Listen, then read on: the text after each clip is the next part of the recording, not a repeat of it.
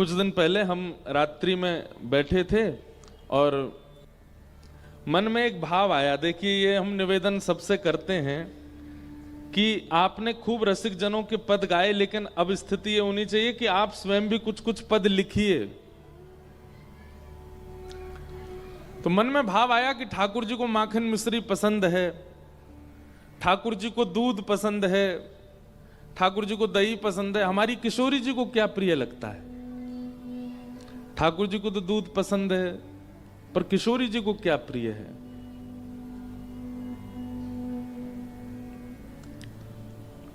तब मन में ये पद आया, ये भाव आया। अभी तक हमने कहीं नहीं गाया, पहली बार रांची में ही गा रहे हैं। किशोरी जी को क्या प्रिय है? नहीं, आप बस सुनिए। हमको थोड़ा भय भी लग रहा है गाने में, क्योंकि बहुत रसपक्ष है।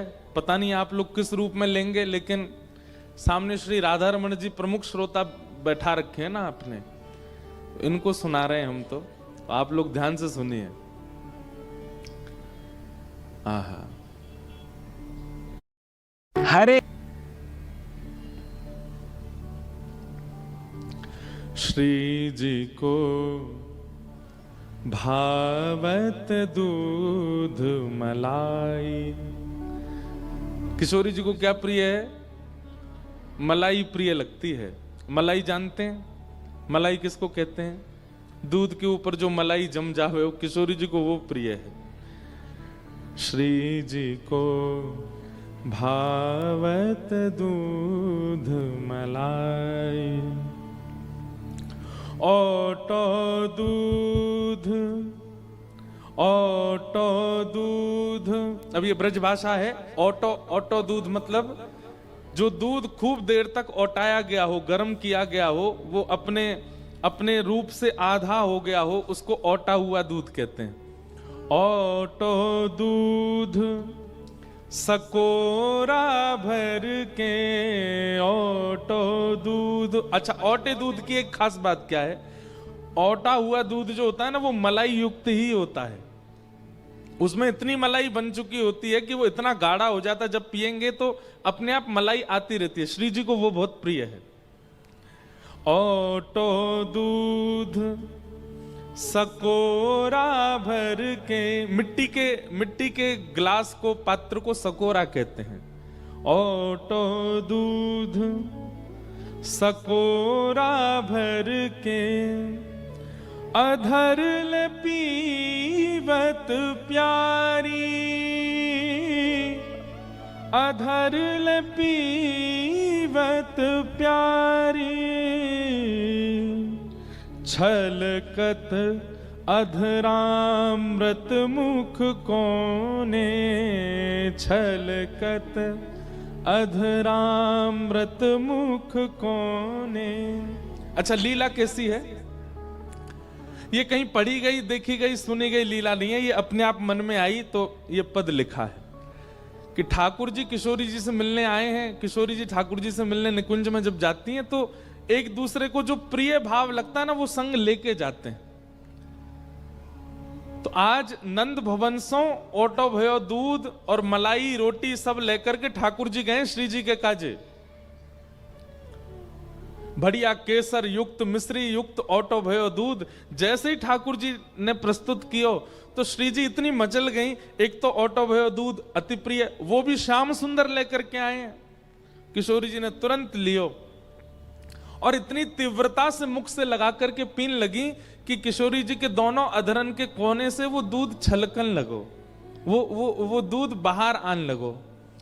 ओटो दूध सकोरा भर के, अधर ले पीवत प्यारी, छलकत अधरामृत मुख कोने। और जो मुखमंडल के कोने से अधरामृत छलक रहा है, उसको देख करके क्या कर रहे हैं? श्याम सुंदर अपनी अंजलि ऐसे आगे कर देते हैं किशोरी जी के मुख के नीचे, और जो दूध यहां से गिर रहा है उसको ठाकुर जी अपने अंजलि में भर करके उसको पान कर रहे हैं। छलकत अधरामृत मुख कोने, कर ले पीवत कन्हाई, श्री जी को भावत दूध मलाई, श्री जी को भावत दूध मलाई। हम ये ऐसे पक्ष बहुत कम लेते हैं कथा में, ये हमारे अपनी प्रसन्नता के लिए हैं।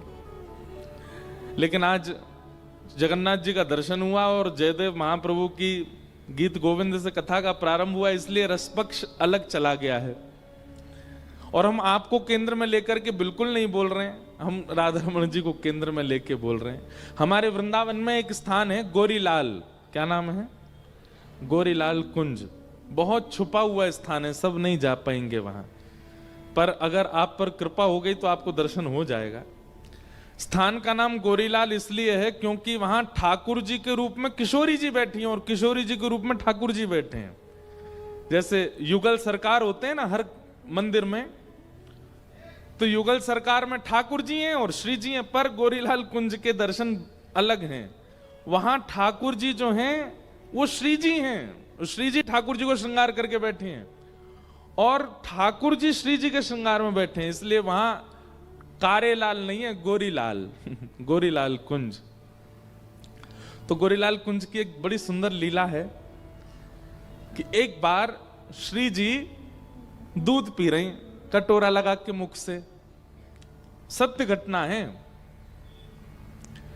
तो श्री जी जैसे मुख से लगा करके दूध पान कर रही तो अचानक पीते पीते रुक गई।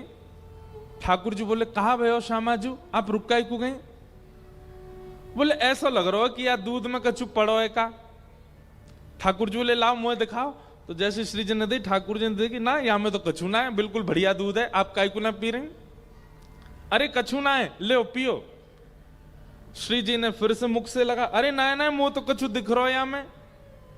ठाकुर जी ने फिर लियो, ठाकुर जी बोले, अरे कछु ना है, उंगली बोर के नेक ऐसे करके देखी, कुछ भी नहीं उसमें, ले पियो।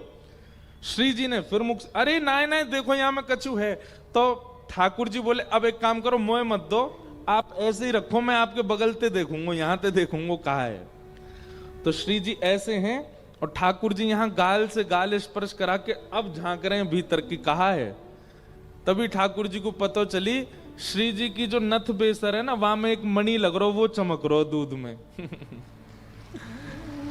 आहा, ठाकुर जी बोले, अरे श्यामाजू आप तो बड़ी भोरी हो, ये तो आपकी नथ बेसर की मणि चमक रही है। अब ये सुनते ही किशोरी जी को इतनी जोर की हंसी आई, दूध मुंहते लग रहा, और जैसी हंसी तो सब रो दूध छलक करके ठाकुर जी पे और श्री जी पे दोनों पे जाके गिर गए हो। ऐसी अंतरंग लीला। तो ओटो दूध सकोरा भर के, अधर ले पियत प्यारी, छलकत अधरा मृत मुख कोने, कर ले पियत कन्हाई, श्री जी को भावत दूध मलाई। कितनी सुंदर लीला है। अब इस लीला में ना, पता है यहां इतने लोग बैठे, सबका प्रवेश नहीं हो पा रहा होगा, कुछ कुछ जन वही इस लीला का अनुभव कर पा रहे होंगे, और विशेष रूप से तो वो कर रहे होंगे सामने बैठे हैं मेरे, इन्हीं को आनंद आ रहा होगा। अच्छा, हमारा भाव है कि हम जो भी पद लिखते हैं उसमें लाल जी का नाम देते हैं, क्योंकि वही लिखवाते हैं। अब अगले अंतरा में ठाकुर जी क्या निवेदन कर रहे हैं? कवल बीच मलाई धर के, कवल बीच मलाई धर के। जैसे आप लोग कभी रोटी के बीच में सब्जी रख दो और फिर ऐसे रोटी को रोल बना करके खाओ, ऐसी श्री जी कैसे पा रही हैं? बोले, रोटी के बीच में मलाई धर दी है, अब मलाई को ऐसे रोटी में घुमा के अब रोटी पा रही है, वहां में मलाई भरी हुई है बीच में। कवल बीच मलाई धर के, और उसके ऊपर बूरोले बुरकाई, वहां के ऊपर बूरो छिड़क रखो। बूरो जाने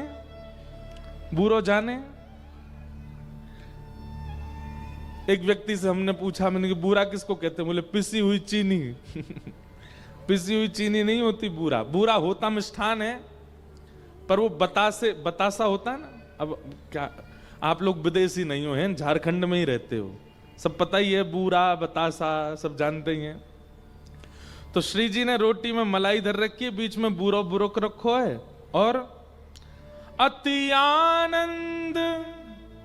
किशोरी जी को इतने चाव से रोटी में मलाई और बूरा बुरुक तो देख, अति आनंद भय गिरधर प्रभु, अति आनंद भय गिरधर प्रभु। किशोरी जी के अधर पर दूध लग रहा है, हाथ में मलाई लग रही है, हाथ सबरे दूध मलाई में सन रहे हैं, इतने चाव से बूरो बुरक करके श्री जी पा रही हैं, और दूर बैठे बैठे हमारे गिरधर लाल कहा कर रहे हैं, बार बार बलि जाई, बार बार बल जाई, श्री जी को भावत दूध मलाई, श्री जी को भावत दूध मलाई। कवल बीच मलाई धर के, कवल बीच मलाई धर के, बुरौले बुरकाई, बुरौले बुरकाई, अति आनंद भय गिरधर प्रभु, अति आनंद भय गिरधर प्रभु, बार बार बलि जाई, बार बार बलि जाई, श्री जी को भावत दूध मलाई, श्री जी को भावत दूध। पूरा गीत गोविंद ऐसे भावों से ही युक्त है, ऐसे अंतर। अब ये भाव आपको रिझाने के लिए है ही नहीं, ये भाव आपके बीच सुनाने का है ही नहीं, ये संसार के सामने गाने का है ही नहीं, ये तो ठाकुर जी को सुनाने का है। गीत गोविंद ऐसे भाव हैं, वहां आपको कुछ नहीं मिलेगा, वहां ठाकुर जी को प्राप्त हो। हाँ, अगर कोई प्रेमी है, अगर कोई रसिक है, अगर कोई भाव निमग्न है, उसको निश्चित ही वह भाव समझ में आ जाएंगे गीत गोविंद के। तो इसलिए गीत गोविंद के अर्थ समझने के लिए ज्यादा चेष्टाएं मत कीजिएगा, बस उसकी अष्टपदियों को जाकर के ठाकुर जी को सुना दीजिएगा, क्योंकि ठाकुर जी समझते हैं उसके भाव। अभिनव जलधार सुंदर, धृतमंदर धृतमंदर, श्रीमुख चंद्र चकोर, जय जय देव हरे। श्रीमुख चंद्र चकोर, जय जय देव हरे। कल हमने गोवर्धन उत्सव किया।